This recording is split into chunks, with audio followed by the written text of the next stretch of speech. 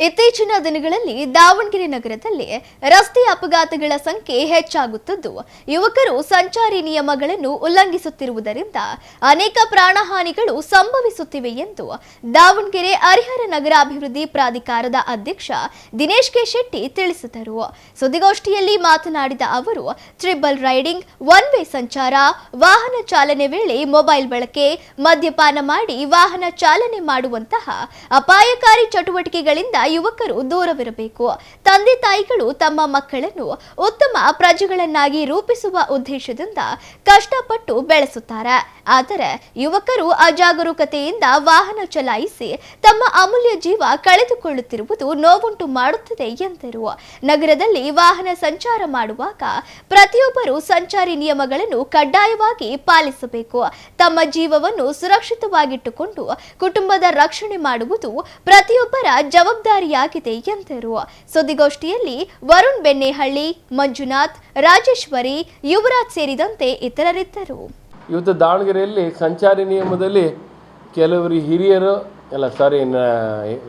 ಯುವಕರು, ವಿದ್ಯಾರ್ಥಿಗಳು ಇವತ್ತು ಒನ್ ವೇಲ್ ಹೋಗೋದು, 3 ಜನ ಅಡ್ಡಾಡೋದು, ಟ್ರಾಫಿಕ್ ಕುಡಿದು ಚಾಲನೆ ಮಾಡೋದು, ರಾತ್ರಿ ಅಡ್ಡಾಡೋದು ಇಂಥದ್ದೆಲ್ಲ ಮಾಡಿ ಇವತ್ತು ಮೊನ್ನೆ ದಾವಣಗೆರೆಯಲ್ಲಿ 2-3 ದಿನದಲ್ಲೇ ಒಂದು 2-3 ಆಕ್ಸಿಡೆಂಟ್ ಆಗಿದೆ.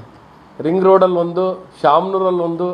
ಈ ರೀತಿ ಯುವಕರು ಆಗ್ತಿರೋದು ನೋಡಿ ನಮಗೂ ಒಂಥರ ಖೇದವಾಗಿದೆ. ಯಾಕೆಂದರೆ ತಂದೆ ತಾಯಿಗಳು ಏನು ಕಷ್ಟಪಟ್ಟು ನಿಮ್ಮನ್ನು ಬೆಳೆಸಿದ್ದಾರೆ ಅದನ್ನು ಯೋಚನೆ ಮಾಡೋದು ಬಿಟ್ಟು ಕ್ಷಣಿಕ ಒಂದು 5 ನಿಮಿಷ ಲೇಟ್ ಆದರೆ ಏನಾಗಲ್ಲ.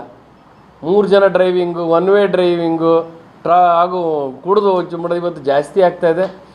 ಇವತ್ತು ಹಿರಿಯರು ನನಗೆ ನಿನ್ನೆ ಸಲಹೆ ಕೊಟ್ಟರು ಪ್ರೆಸ್ ಕಾನ್ಫರೆನ್ಸ್ ಮಾಡಿರಿ ಅಂತ. ಹಾಗೂ ಕೆಲವು ಯುವಕರು ಯಾರು ಕೇಳಿದ ರೀತಿಯಲ್ಲಿ 3 ಜನ ಹೋಗೋದು, ಎಡಗಡೆಯಿಂದ ಹೋಗೋದು, ಬಲಗಡೆಯಿಂದ ಹೋಗ್ಬೇಕು, ಈ ರೀತಿ ಟ್ರಾಫಿಕ್ ಸೆನ್ಸ್ಗಳನ್ನು ಸರಿಯಾಗಿ ನಡೆದಿದ್ದ ಪ್ರಯುಕ್ತ ದಾವಣಗೆರೆಯಲ್ಲಿ ಅನಾಹುತಗಳು ಜಾಸ್ತಿ ಆಗ್ತಾಯಿದೆ. ತಂದೆ ತಾಯಿಗಳು ಯಾವ ಮಕ್ಕಳು ಬರ್ತಾರೋ ಅನ್ನೋ ಲೆಕ್ಕದಲ್ಲಿ ಬರ್ತಾರೋ ಇಲ್ಲ ಮನೆಗೆ ಅನ್ನೋ ಲೆಕ್ಕದಲ್ಲಿ ಆಗ್ತಾಯಿದೆ. ಆದ್ದರಿಂದ ದಾವಣಗೆರೆಯ ಯುವಕರಿಗೆ, ವಿದ್ಯಾರ್ಥಿಗಳಿಗೆ, ನಾಗರಿಕರಿಗೆ ಕೆಲವು ಟ್ರಾಫಿಕ್ ಬಗ್ಗೆ ಮಾತಾಡಬೇಕು ಅಂತೇಳಿ ಮೊನ್ನೆ ಒಂದು ಮೀಟಿಂಗ್ ಮಾಡಿದ್ವಿ. ಅವಾಗ SP ಸಾಹೇಬರು ನೀವೊಂದು ಪ್ರೆಸ್ ಕಾನ್ಫರೆನ್ಸ್ ಮಾಡಿ ಯುವಕರಿಗೆ ತಿಳಿ ಹೇಳ್ರಿ. ಇವತ್ತು ದಾವಣಗೆರೆಲಾಗ ನಾವು ಕೂಡ ಹಲವು ಕಾರ್ಯಕ್ರಮಗಳನ್ನು ಮಾಡ್ತಾಯಿದ್ದೀವಿ ಸ್ಕೂಲು ಕಾಲೇಜ್ಗಳಲ್ಲಿ.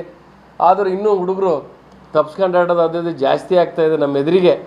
ಈ ರೀತಿ ಆಗಬಾರ್ದು ಅಂಥೇಳಿ ಅವ್ರು ಹೇಳಿ 2 ದಿನಕ್ಕೆ 2 ಆಕ್ಸಿಡೆಂಟ್ ಆಗ್ಬಿಟ್ಟು.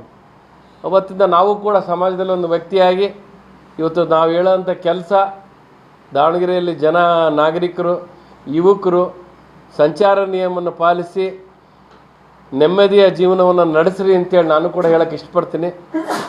ಏಕೆಂದರೆ ಇವತ್ತು ದಾವಣಗೆರೆ ಹಲವು ಸ್ಕೌಟ್ ಆ್ಯಂಡ್ ಗೈಡ್ ಆಗಲಿ, ಟ್ರಾಫಿಕ್ನವರಾಗಲಿ ಇವತ್ತು ಹಲವು ಕಾರ್ಯಕ್ರಮಗಳು ಮಾಡ್ತಿದ್ರು ಕೂಡ ಕಮ್ಮಿ ಆಗ್ತಾಯಿದೆ. ಯಾಕೆ ದಾವಣಗೆರೆ ಯಾಕೇನು ಗೊತ್ತಾಗಲ್ಲ. ಅದ್ರ ಜೊತೆಗೆ ನಾವು ಟ್ರಾಫಿಕ್ SP ಸಾಹೇಬ್ರಿಗೆ ಹೇಳಿದೆ, ನೀವು ಬರೀ ದಂಡ ವಿಧಿಸೋದೇ ಒಂದು ಇದಲ್ಲ, ಅದನ್ನು ಬಿಟ್ಟು ಬೇರೆ ಬೇರೆ ಕೆಲಸಗಳನ್ನು ಮಾಡ್ಬೇಕಾಗತ್ತಾವು.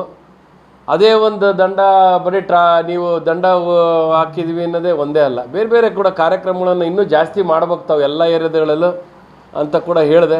ಆಯಿತು ಅಂತ ಕೂಡ ಹೇಳಿದರು. ಅದಾದಮೇಲೆ ಮಕ್ಕಳಿಗೂ ಕೂಡ ರೋಡ್ನಲ್ಲಿ ಸಿಕ್ಕಾಗೆಲ್ಲ ಹೇಳ್ತಿರ್ತೀವಿ. ಆದರೂ ಅವರು 3 ಜನ ಹೋಗೋದು, ಹೆಲ್ಮೆಟ್ ಇಲ್ಲದೆ ಹೋಗೋದು, ಹಂಗೆ ಎಡಗಡೆಯಿಂದ ಹೋಗೋದು, ಎಲ್ಲಿ ಬೇಕು ಫಾಸ್ಟಾಗಿ ಹೋಗೋದು, ಸಿಗ್ನಲ್ಸ್ ಇರ್ತವೆ ಹಂಗೆ ಫಾಸ್ಟ್ 2 ನಿಮಿಷಕ್ಕೆ ಹಂಗೆ ದಾಟ್ಬಿಡ್ತೀನಿ ನಿನ್ನಕ್ಕೆ ಹೋಗಿ ಏನೇನೋ ಮಾಡ್ಕೊಳ್ಳೋದು. ಆಮೇಲೆ ಜೋರು ಹೊಡೆದಾನಿಗೆ ಏನಾರು ಆಗಲಿ, ಆದರೆ ಪಾಪ ಕರೆಕ್ಟಾಗಿ ಹೋದವ್ರಿಗೂ ಹೆಚ್ಚು ಕಮ್ಮಿ ಆಗ್ತಾಯಿದೆ. ಕರೆಕ್ಟಾಗಿ ಹೋಗೋರ್ಗೂ ಇವರಿಂದ ಹೆಚ್ಚು ಕಮ್ಮಿ ಆಗ್ತಾಯಿದೆ. ಅದರ ರಾತ್ರಿ ಕುಡಿದು ಓಡಿಸೋದು, ಅಮಾಯಕರು ಇವತ್ತು ಅಂಥ ಕಾರ್ಯಕ್ರಮಗಳು ಆಗ್ತಿರೋದ್ರಿಂದ ದಾವಣಗೆರೆಯಲ್ಲಿ ಟ್ರಾಫಿಕ್ ಬಗ್ಗೆ ನಾನು ಕೂಡ SP ಸಾಹೇಬ್ರ ಹತ್ರ ಮಾತಾಡಿದೆ. ನೀವೊಂದು ಪತ್ರಿಕಾಗೋಷ್ಠಿ ಮಾಡಿರಿ ಯುವಕರನ್ನ ಕೂಡಿಸ್ಕೊಂಡು ಅಂತೇಳಿ ಯುವಕ ಕಾಂಗ್ರೆಸ್ ಅಧ್ಯಕ್ಷರನ್ನ ಎಲ್ಲ ಯುವತಿಯರನ್ನು ಸೇರಿಸ್ಕೊಂಡು ಎಲ್ಲ ಕಾಲೇಜುಗಳಲ್ಲೂ ಮುಂದಿನ ವಾರದಿಂದ ಒಂದು ಸಂಚಾರ ನಿಯಮದ ಬಗ್ಗೆ ನಮ್ಮ ಯುವಕ ಕಾಂಗ್ರೆಸ್ ವತಿಯಿಂದ ಹಲವು ಕಾರ್ಯಕ್ರಮಗಳನ್ನು ಕೂಡ ಮುಂದಿನ ವಾರದಿಂದ ಎಲ್ಲ ಸ್ಕೂಲು ಕಾಲೇಜುಗಳಲ್ಲಿ ಕೂಡ ಹಮ್ಮಿಕೋಬೇಕು ಅಂತೇಳಿ ಕಾರ್ಯಕ್ರಮ ಮಾಡ್ತಾಯಿದ್ದೀವಿ.